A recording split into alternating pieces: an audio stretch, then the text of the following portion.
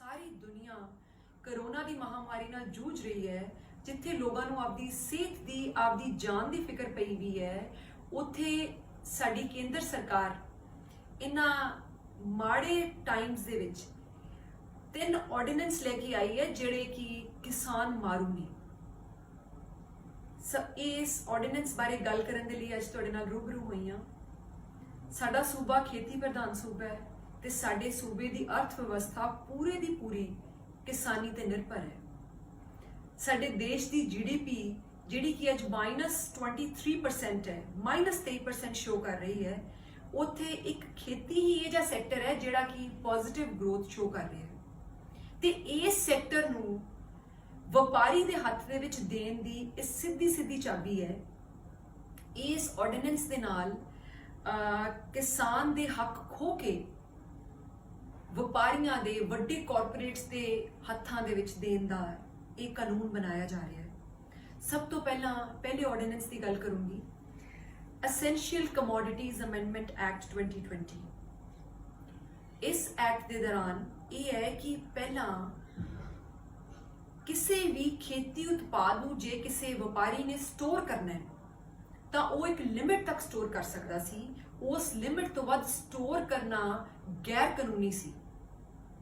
ਪਰ ਇਸ ਐਕਟ ਦੇ ਆਉਣ ਦੇ ਨਾਲ ਜਿੰਨਾ ਚਾਹੇ ਕੋਈ ਵੀ ਵੱਡਾ ਕਾਰਪੋਰੇਟ, ਕੋਈ ਵੀ ਵਪਾਰੀ ਜਿੰਨਾ ਚਾਹੇ ਉਨਾ ਸਟੋਰ ਕਰ ਸਕਦਾ ਹੈ।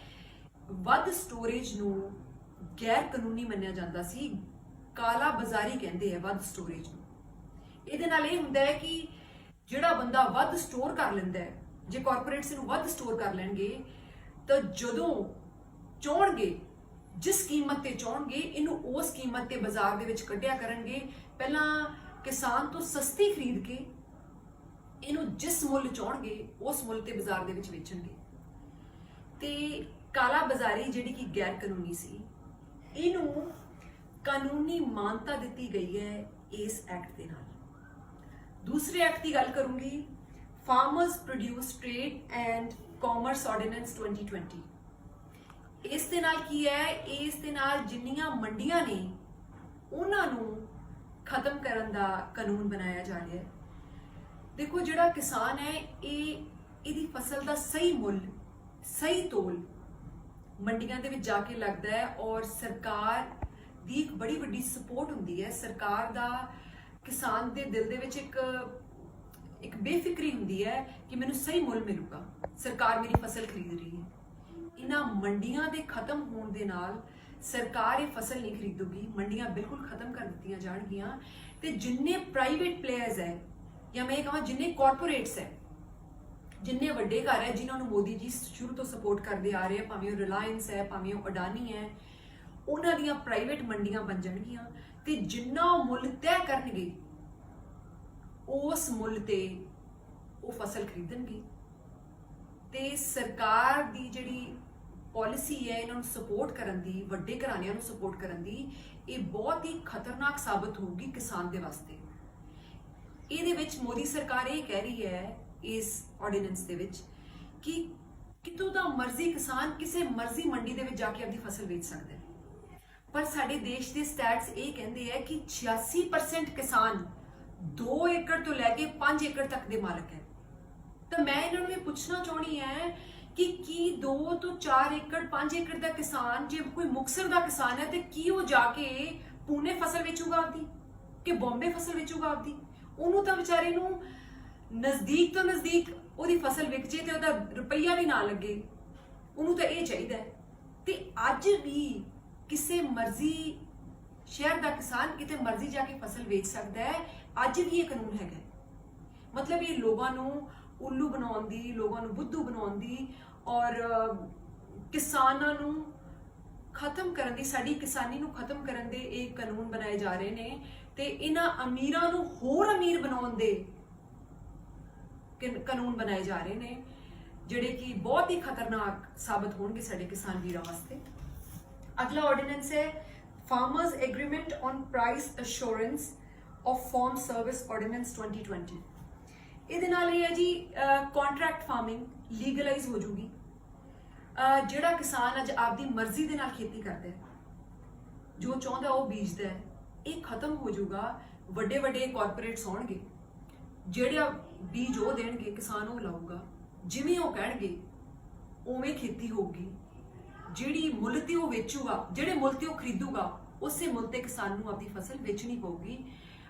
ਛੋਟੀ ਜਿਹੀ ਇੱਕ ਐਗਜ਼ਾਮਪਲ ਦਿੰਨੀ ਹੈ। ਜਿੰਨੀਆਂ ਵੱਡੀਆਂ ਕੰਪਨੀਆਂ ਨੇ, ਜਿਵੇਂ ਲੇਜ਼ ਹੈ, ਉਹਨਾਂ ਨੇ ਜਿੰਨੀ ਫਸਲ ਲੈਣੀ ਹੁੰਦੀ ਆਲੂਆਂ ਦੀ, ਉਹ ਉਨੀ ਇਕੱਠੀ ਜ਼ਮੀਨ ਠੇਕੇ ਤੇ ਲੈ ਲੈਂਦੇ ਹੈ ਤੇ ਉਹ ਆਪਦਾ ਬੀਜ ਦਿੰਦੇ ਹੈ, ਆਪਦੇ ਖੇਤੀ ਕਰਨ ਦੇ ਤਰੀਕੇ ਦੱਸਦੇ ਆ ਕਿਸਾਨ ਨੂੰ। ਕਿਸਾਨ ਬੇਸਿਕਲੀ ਆਪਦੀ ਜ਼ਮੀਨ ਤੇ ਆਪ ਹੀ ਕਿਰਾਏਦਾਰ ਬਣ ਜਾਂਦਾ ਹੈ, ਉਹਦੀ ਮਲਕੀਅਤ ਕਾਗਜ਼ਾਂ 'ਚ ਰਹਿ ਜਾਂਦੀ ਹੈ। ਤੇ ਨਾਲੇ ਜਿਹੜੇ ਵੱਡੇ ਕਾਰਪੋਰੇਟਸ ਨੇ ਨਾ, ਇਹ ਇੰਨੀ ਲਿਖਤ ਪੜ੍ਹਤ ਦੇ ਵਿੱਚ ਇਹਨਾਂ ਛੋਟੇ ਕਿਸਾਨਾਂ ਨੂੰ ਉਲਝਾ ਲੈਣਗੇ। ਇਹ ਬਹੁਤ ਕਿਸਾਨ ਮਾਰੂ ਆਰਡੀਨੈਂਸ ਲੈ ਕੇ ਆ ਰਹੀ ਹੈ ਸਰਕਾਰ, ਜਿਹੜਾ ਕਿ ਲਾਗੂ ਨਹੀਂ ਹੋਣਾ ਚਾਹੀਦਾ।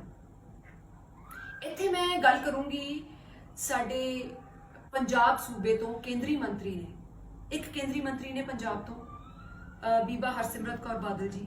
ਮੈਂ ਇਹਨਾਂ ਨੂੰ ਇਹ ਪੁੱਛਣਾ ਚਾਹੂੰਗੀ ਕਿ ਜਦੋਂ ਇਹ ਆਰਡੀਨੈਂਸ ਪਾਸ ਹੋਇਆ, ਜਦੋਂ 5 ਜੂਨ ਨੂੰ, ਕੀ ਤੁਸੀਂ ਉਦੋਂ ਸਾਈਨ ਕੀਤੇ?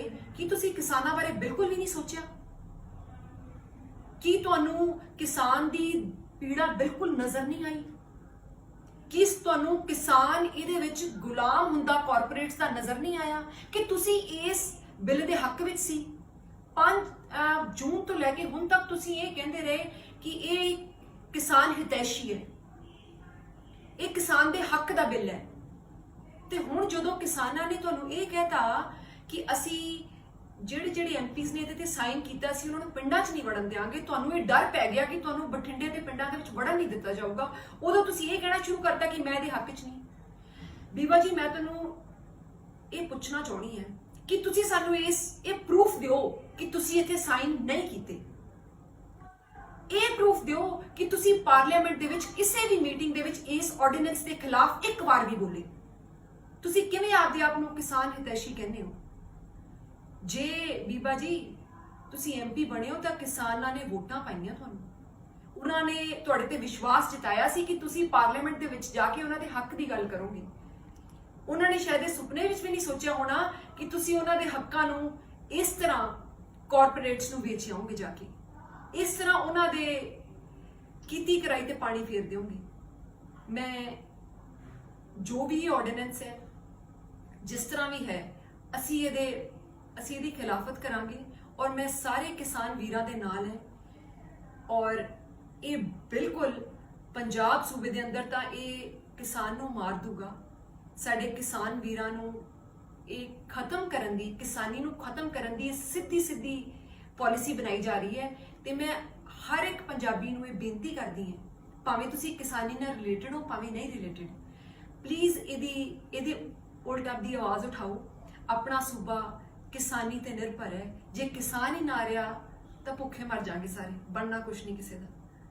ਉਮੀਦ ਕਰਦੀ ਹਾਂ ਕਿ ਆਪਾਂ ਸਾਰੇ ਰਲ ਕੇ ਇਸ ਆਰਡੀਨੈਂਸ ਦੇ ਖਿਲਾਫ ਆਵਾਜ਼ ਉਠਾਈਏ ਤਾਂ ਕਿ ਇਹ ਲਾਗੂ ਨਾ ਹੋ ਸਕੇ। ਔਰ ਪੂਰਾ ਵਿਸ਼ਵਾਸ ਹੈ ਤੁਸੀਂ ਕਿਸਾਨ ਵੀਰਾਂ ਦਾ ਸਾਥ ਦਿਓਗੇ। ਧੰਨਵਾਦ, ਸਤਿ ਸ਼੍ਰੀ ਅਕਾਲ।